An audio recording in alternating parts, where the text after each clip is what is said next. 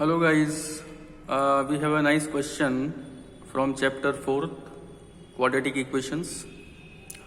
और गाइज ये थोड़ा सा कॉम्प्लिकेटेड फॉर्मेशन है क्वाड्रेटिक इक्वेशन की, तो इसका सिंपलेस्ट में मैं आपको बता देता हूँ कैसे बनेगा, देखिए आप. So we are given that guys this is a pipe with larger diameter, this is the pipe with smaller diameter. अब ये एक नेचुरल सी बात है कि अगर ये अकेला रन करेगा तो इस सिस्टम को थोड़ा जल्दी भरेगा कंपैरेटिवली दिस पाइप. अगर आप इसको अकेला ओपन करते हो और फिर इसको अकेला ओपन करते हो तो ये इसको कम टाइम में भर देगा, क्योंकि यहाँ से ज्यादा वाटर डिलीवर होगा. ये तो नेचुरल है. अब जब हम इसकी इक्वेशन फॉर्म करते हैं तो उसमें हमको बड़ी प्रॉब्लम आती है गाइस. तो मैं उसका एक शॉर्ट तरीका आपको बता देता हूँ कि अगर पाइप एंड सिस्टम पे कोई क्वेश्चन आया तो आप उसको शॉर्टली कैसे फॉर्म करोगे. तो गाइस क्वेश्चन हमको ये दे रखा है कि जो लार्जर पाइप है ये इसको अकेला फिल करने में 1 मिनट कम लेता है इस स्मॉलर डायमीटर वाले पाइप से. ये तो नेचुरल है गाइस कि ये इसको जल्दी फिल करेगा, ये इसको थोड़ा देर में फिल करेगा कंपैरेटिवली दिस पाइप. तो सपोज द स्मॉलर पाइप, ये जो स्मॉलर पाइप है ये 1 मिनट ज्यादा लेता है इस सिस्टम को फिल करने में लार्जर डायमीटर वाले पाइप से. So we are given that the smaller pipe taking 1 minute more than the time taken by the larger pipe. छोटा वाला पाइप 1 मिनट ज्यादा लेता है इस सिस्टम को फिल करने में कंप्लीटली इससे. मतलब अगर ये 10 मिनट्स में अकेला इसको फिल करता है तो फिर ये 11 मिनट्स में इसको अकेला फिल करेगा. That is smaller pipe is taking 1 minute more than the time taken by the larger pipe. तो हम बस यहाँ अजम्पशन कर लेंगे थोड़ा सा. ये वाला पाइप 1 मिनट ज्यादा लेता है इस पाइप से, तो हम लार्जर वाले जो पाइप है उसका टाइम अज्यूम कर लेंगे कि ये जो लार्जर पाइप है ये अकेला इसको फिल करता है सपोज x मिनट्स में. मैं बहुत शॉर्ट में लिख रहा हूँ गाइस इसको, ठीक है. Suppose the larger pipe is taking x minutes. तो मैंने बोला कि जो स्मॉलर पाइप है वो 1 मिनट ज्यादा लेता है इससे, तो जो स्मॉलर पाइप है उसका टाइम हो जाएगा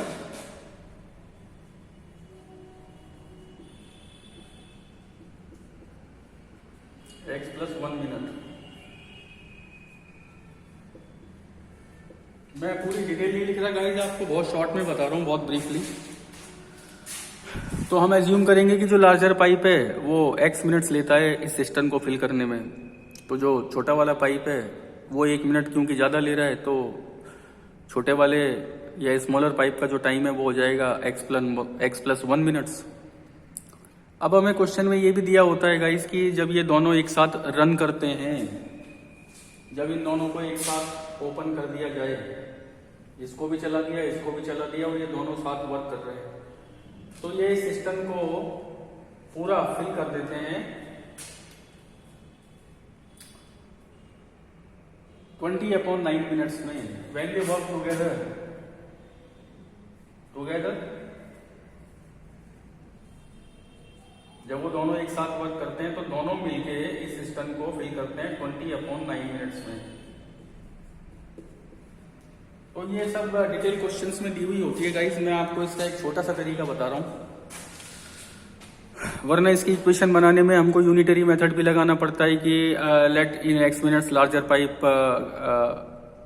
फिलिंग द होल सिस्टम या completing the one work. So in 1 minute में कितना होगा, फिर स्मॉलर पाइप 1 मिनट में कितना भरेगा, फिर हम उनको ऐड करेंगे, फिर उन दोनों का 1 मिनट का आएगा, फिर हम पूरा निकालेंगे उसका, तब कहीं जाके इक्वेशन बनेगी. तो अगर आप ये सब भूल जाओ, याद कुछ नहीं आए, तो मैं इसका डायरेक्ट इक्वेशन बनाने का तरीका आपको बता रहा हूँ कि आपको जब कुछ भी याद नहीं आ रहा हो तो फिर आप डायरेक्ट इक्वेशन बना लेना इसकी, वहां से क्वाड्रेटिक इक्वेशन बनेगी, सॉल्व होगा और आंसर आएगा easily. So guys we are given की smaller pipe is taking 1 minute more, छोटा वाला पाइप 1 मिनट ज्यादा लेता है, तो हमने लार्जर पाइप का टाइम ले लिया कि लार्जर पाइप अकेला इस सिस्टम को x मिनट्स में फिल करता है, ये 1 मिनट ज्यादा लेता है, तो smaller pipe is taking 1 minute मोर। और फिर हमको क्वेश्चन में ये दे रखा है कि जब ये दोनों को हम एक साथ ओपन कर देते हैं तो दोनों मिलके इस सिस्टम को 20/9 मिनट्स में फिल करते हैं।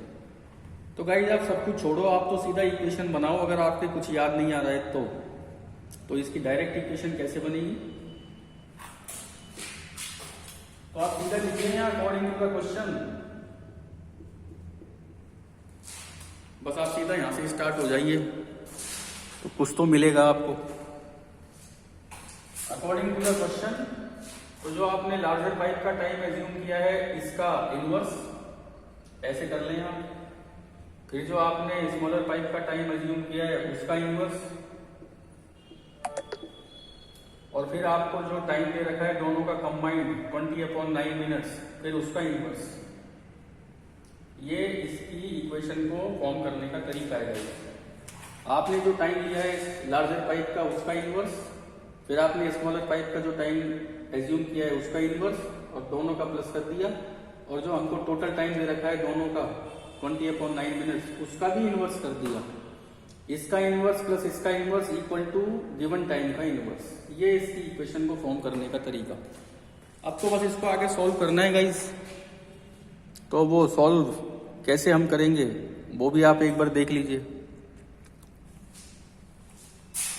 थोड़ा जल्दी कर देता हूं मैं। एलसीएम लिया x into x minus 1, x plus 1 लिखा हुआ है वो एक्चुअली, x से x गया, x प्लस 1 को 1 से मल्टीप्लाई किया तो x प्लस 1, और x प्लस 1 को x प्लस 1 से कटिंग किया, x को 1 से मल्टीप्लाई किया तो x। ये तो वो पार्ट है जो आप सॉल्व कर सकते हैं गाइस। 2x प्लस 1 नीचे आ जाएगा x स्क्वायर प्लस x, और ये 9/20, क्रॉस मल्टीप्लाई किया तो ये 9x square plus 9x equal to 40x plus 20, और अब यहाँ से क्वाड्रेटिक बनेगी, 40x को इधर ले आएंगे तो ये हो जाएगा -31x, और ये प्लस 20, -20 इक्वल टू 0। अब आप चाहें तो यहाँ से स्प्लिटिंग कर सकते हैं गाइस, या क्वाड्रेटिक फार्मूला लगा के भी यूज कर सकते हैं, तो मैं इसको फैक्टर से करने की कोशिश कर लेता हूँ, हो जाता है, वरना तो फार्मूला लगा ही लेंगे हम, 180 के फैक्टर बनेंगे।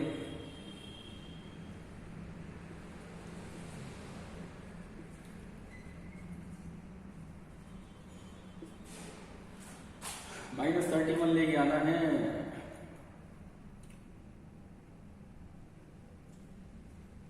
-36 और 5, 9x square minus 36x plus 5x minus 20 equal to 0।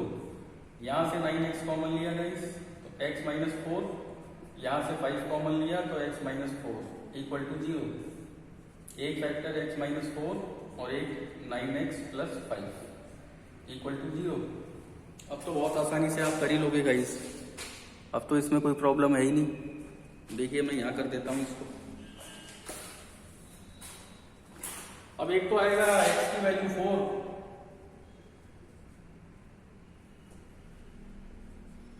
और एक आएगी x की वैल्यू -5/9।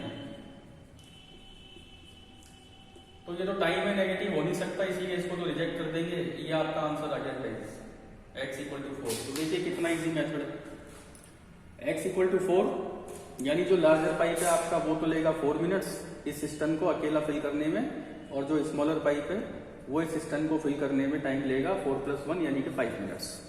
तो जब आपसे इक्वेशन नहीं बने इस क्वेश्चन की, या कुछ याद नहीं आए, वहां भूल जाओ आप घबराहट में, तो उसका कॉन्सेप्ट यही है, जो लार्जर पाइप का टाइम है उसका इनवर्स प्लस स्मॉलर पाइप के टाइम का इनवर्स, और फिर जो टाइम गिवन है उसका इनवर्स। बस फिर केवल क्वाड्रेटिक इक्वेशन बनेगी जिसको आपको सॉल्व करके और वैल्यू निकालनी है। So this is the easiest way I think, कि जो आपको बेनिफिशियल हो सकता है आपके लिए, कि जो पाइप और सिस्टम पे क्वेश्चन है तो आप उसकी डायरेक्ट इक्वेशन बना के उसको ऐसे सॉल्व कर सकते हैं। सो गाइज आज के लिए बस इतना ही। नेक्स्ट वीडियो में कुछ और मज़ेदार चीज़, कुछ बढ़िया सा question. Till then guys, you keep watching maths way and good bye.